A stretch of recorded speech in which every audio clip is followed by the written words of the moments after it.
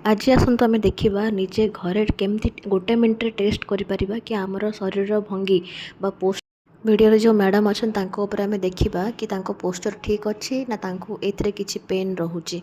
देखो आम मुंड को पछक नवा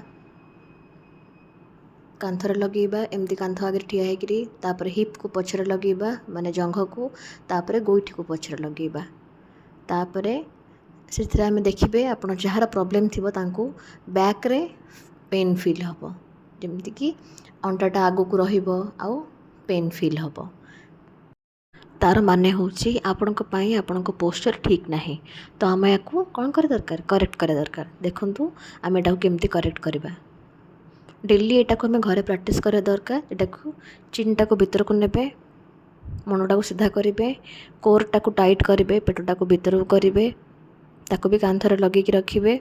देन आपन शोल्डरटा टिके बेसी ऊंचा हो फील हम माने रिलैक्स नथिबो तो कपड़ा रिलैक्स करेंगे तापर देखिए आपन पोस्चर ठीक हो रहा। आपन पोस्चर खराब थिले कमेंट करी